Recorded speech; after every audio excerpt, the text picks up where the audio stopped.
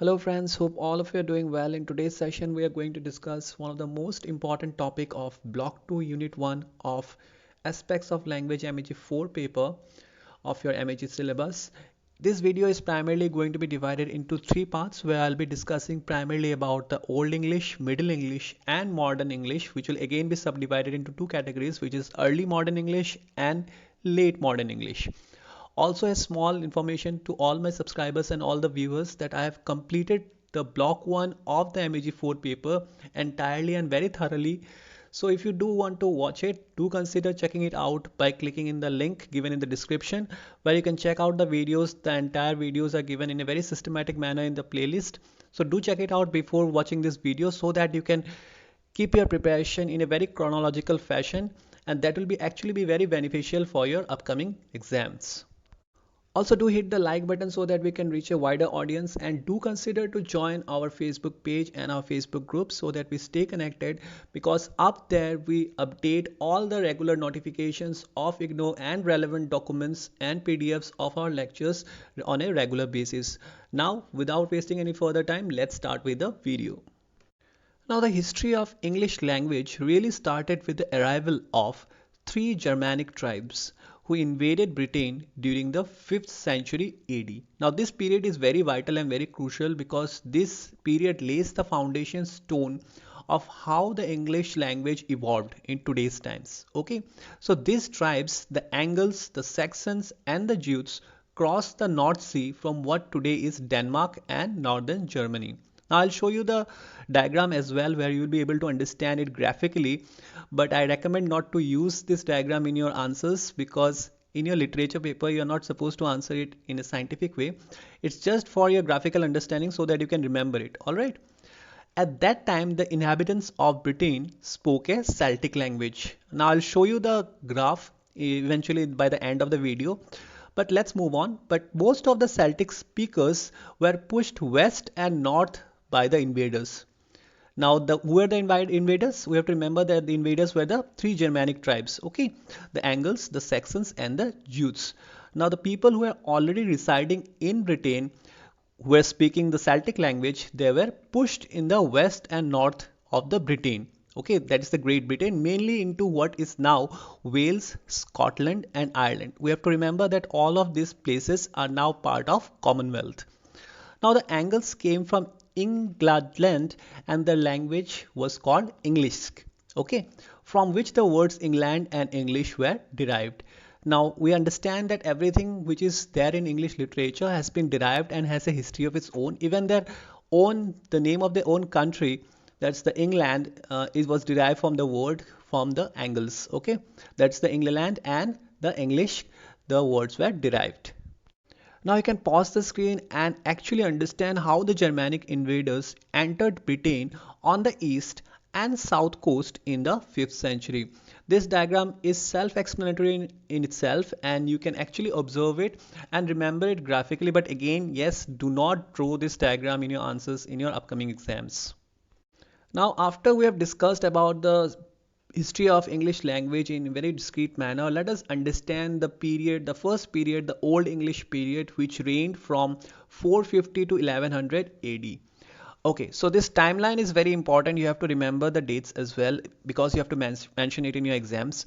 Now, here the invading Germanic tribes spoke similar languages, which in Britain developed into what we now call Old English. Now, we understand that these three Germanic tribes which invaded England, actually whatever language they spoke, they had some resemblances. Okay, and combining all those resemblances, we got the Old English.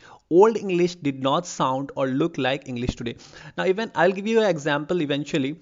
You will see that with your understanding of English literature, you will not be able to make any sense of Old English itself. It was totally different, all right. Even the native English speakers would have great difficulty understanding Old English. Nevertheless, about half of the most commonly used words in modern English have Old English roots.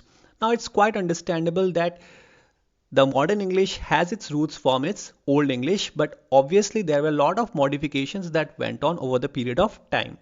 The words be strong and water, for example, derived from Old English. Old English was spoken until around 1100. Now, a very famous example of Old English is a poem that is known as Beowulf. You can see the text that is present in the screen as of now. It's very difficult to understand with your common understanding of English literature.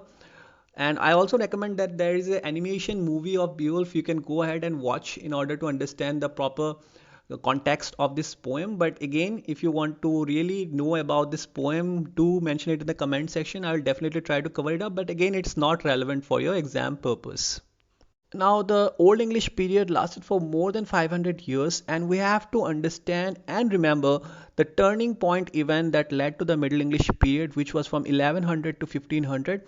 And this turning point event was nothing other than Norman conquest. Now, we have all heard about it, but let's go back into the history and check out the minor details that led to the Middle English period. So what happened in 1066, William the Conqueror, the Duke of Normandy, part of modern France. Okay, Normandy is now a part of modern France. He invaded and conquered England. Now the new conquerors, basically they were called as the Normans, brought with them the kind of French which became the language of the royal court and the ruling and the business classes. Now I'll explain this thing in a very easy manner so that you can understand and remember it and can connect it. Now basically what happens in when people colonize. All right, now here we see who are the colonizers. The French are the colonizer, the Normans basically. Now what they do whenever they conquer a particular place or colonize a particular place, they try to impose their language and their culture into that new place. The same thing happened here when the Normans conquered and invaded England. They imposed the French language, and the French language was predominantly used in the royal court and the ruling and the business classes. And the same thing happened in India. If you see the conquest of Britain on the Asian countries, basically the Indian subcontinent, what happened? When the Britishers came here, they imposed English, right? And the English was predominantly used, it was used by the ruling elite class, and the native languages and the native culture was overlooked. So for a period, there was a period of linguistic class division, obviously because the ruling elite class was using French and the common people, the lower classes spoke English and the upper class spoke French. So that created a linguistic class division. In the 14th century, English became dominant in Britain again, but with many French words added.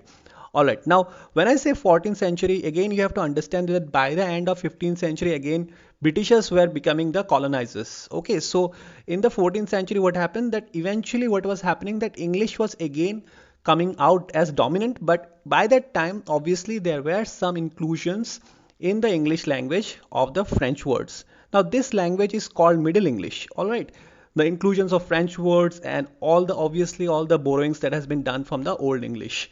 It was the language of the great poet Chaucer.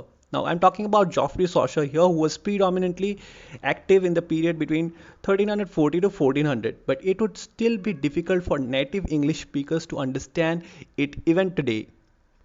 Now, the regular viewers of my channel would obviously remember this name Geoffrey Chaucer because I have covered the Canterbury Tales by Geoffrey Chaucer in the British poetry section. For those who have not watched those videos, do kindly go ahead and watch it because you'll be able to connect the dots here. Now, let us see on the screen. In the screen, you can see an example of Middle English by Chaucer. You can see that even the Middle English was quite indifferent and it was quite different. Okay, it was quite different and difficult to understand even by the native speakers. Now, as mentioned in the beginning of the video, I have divided the modern English period into two parts. The early modern English period, which will be from 1500 to 1800, and the late modern English part, which is from 1800 to present.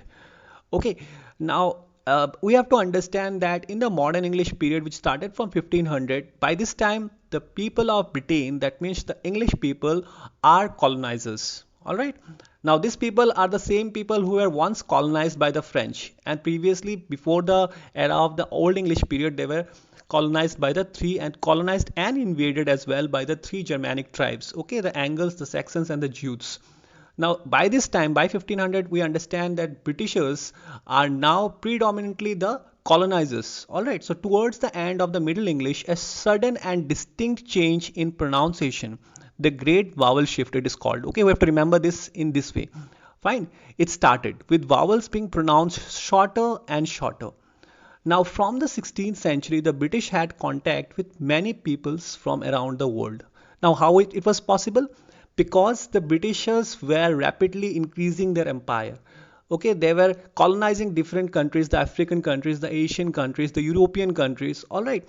So these people who were once colonized are now becoming colonizers, and that too a very predominant one. Now, this and the renaissance of the classical learning meant that many words and phrases entered the language.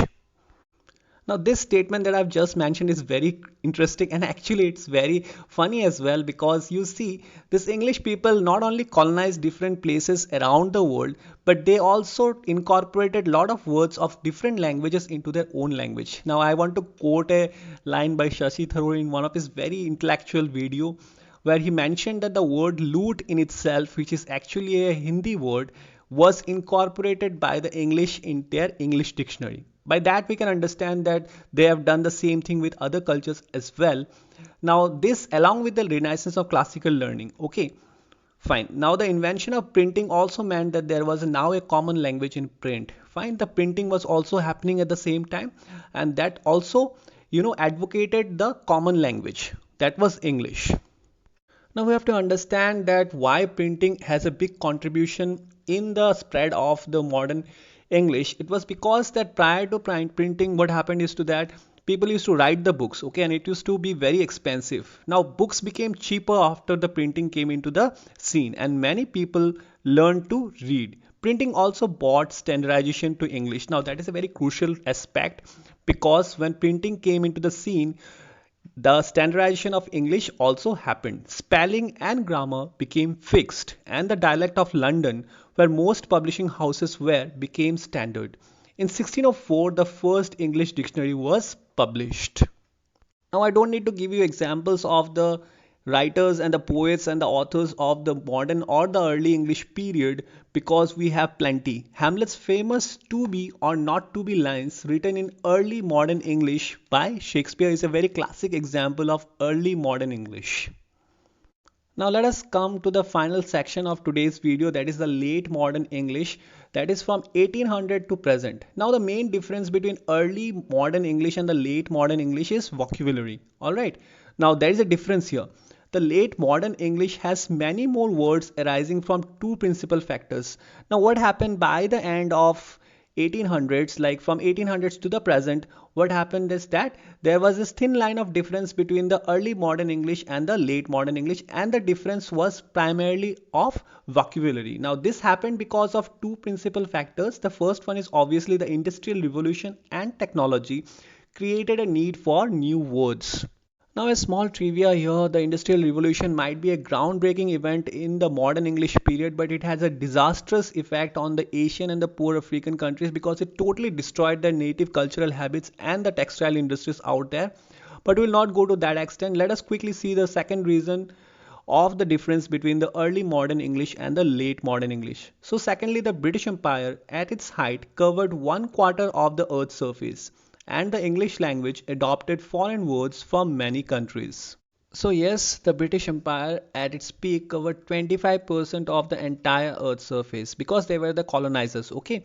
And they not only exploited the entire nations which whom they have colonized, they not only exploited them, financially and economically, but also culturally. So what they did is they adopted a lot of foreign words into their own language, okay, into their own literature. As I have mentioned, the word loot, that they have taken, as along with which they have taken many countless words from the Indian subcontinent into their own literature.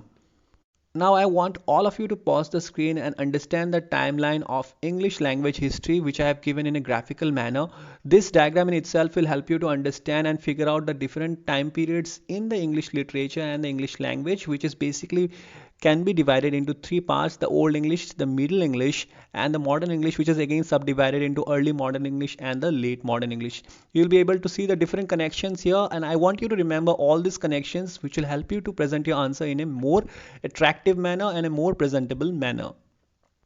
So this is the video, guys. I hope you have understood the history of English language, and you had some clarity regarding the three periods, which is basically the Old English, the Middle English, and the Modern English. In case if you have any other difficulty regarding this particular topic, do feel free to comment in the comment section. I'll definitely try to cover it up in the next video. Also, I hope that you have not skipped any part of this video, because the entire topics that I've covered is deeply connected with each other. And yes, do consider to join our social community pages, that is our Facebook page and our Facebook group, in which we give regular updates regarding our videos and also the latest notifications of IGNOU. Also, I'll be coming very soon with a new video regarding your MEG 4 paper. Till then, God bless you and thank you all.